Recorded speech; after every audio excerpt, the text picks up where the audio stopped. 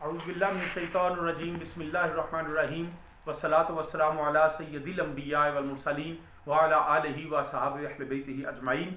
آج میں انتہائی بدقسمتی کے ساتھ یہ بات کر رہا ہوں کہ انڈیا کے اندر ایک بڑی مشہور گائکہ جو ہے وہ مر گئی، اور سوشل میڈیا پہ ہر جگہ پہ اس کے لیے بخشش کی دعائیں مسلمان کر رہے ہیں اور ریسٹ ان پیس لکھ رہے ہیں۔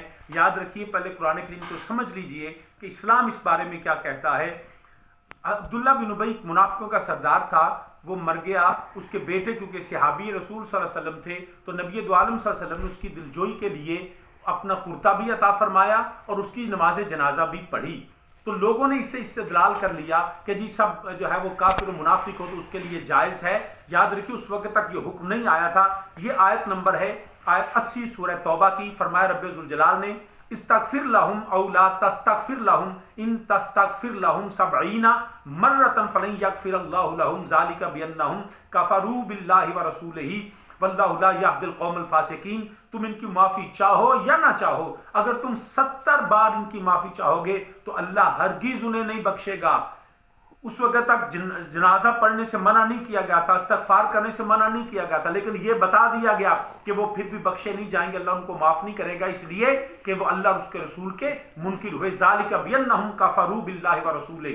اب دوسری آیت کریمہ اس کے بعد والی جو ہے وہ آیت نمبر 84 ہے، اس میں اللہ وحدہ لا شریک فرماتا ہے ولا تصلی علی احد منہم مات ابدا ولا تقم علی قبرہ، کہ ان میں سے کسی کی میت پر کبھی نماز نہ پڑھنا، ہمیشہ کے لیے نماز جنازہ پڑھنے سے منع کر دیا گیا، حتیٰ کہ اس کی قبر پر ولا تقم علی قبرہ، ان مشرکین و کفار کی قبر پر کھڑے ہونے سے منع کر دیا گیا۔ کس لیے؟ انہم کفروا باللہ ورسولہ وماتوا وہم فاسقون، بے شک وہ اللہ اور اس کے رسول کے منکر ہوئے اور فسق ہی میں مر گئے۔ تو یہاں بالکل منع کر دیا گیا۔ اب آیت نمبر 113 سن لیجئے۔ فرمایا رب ذوالجلال نے ما کان للنبی والذین آمنوا ان یستغفروا للمشرکین ولو کانوا اولی قربا من بعد ما تبین لهم انہم اصحاب الجحیم۔ فرمایا نبی اور ایمان والوں کے لائق نہیں کہ مشرکوں کی بخشش چاہیں اگرچہ وہ رشتہ دار ہوں، جبکہ انہیں کھل چکا کہ وہ دوزخی ہیں۔ اب اس آیا کریمہ فرمایا جائز ہی نہیں ہے، بالکل منع کر دیا گیا، جتنا بھی کوئی قریبی ہو اس کے لیے منع نہیں ہے۔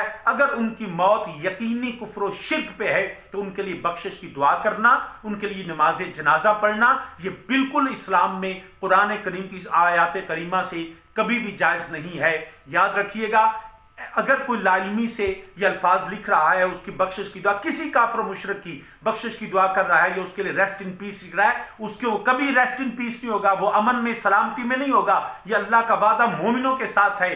کفار و مشرکین کبھی وہ دائمی جہنمی ہیں، اور ان کے لیے یہ لکھنا جو ہے یہ سخت غلط ہے، گناہ ہے، اگر وہ لاعلمی سے اور جہالت سے کر رہا ہے۔ اور اگر کوئی ان آیات کریمہ کے جاننے کے بعد، حکم الہی کو سمجھنے کے بعد بھی اگر وہ ان کو جنتی سمجھے، ان کو جو ہے وہ امن میں اور سلامتی میں سمجھے، اور اگر ان کی بخشش کی دعا کرے گا تو علماء فرماتے ہیں پھر وہ قرآن کریم کی آیات کو جھٹلاتا ہے تو وہ جو ہے وہ خود کافر ہو جائے گا۔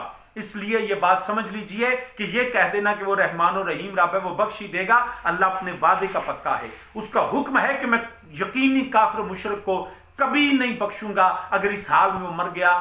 بخشش دائمی جو ہے وہ مومنین کے لیے ہے اور اللہ اور اس کے رسول کے ماننے کے لیے ہے۔ اس لیے خدا کے لیے اپنے بچوں کو دین کی تعلیم دیں، گناہ سے اور کفر و شرک سے۔ اللہ ہمیں، ہمارے آنے والی نسلوں کو پناہ عطا فرمائے۔ ما علیہ الا البلاغ المبین۔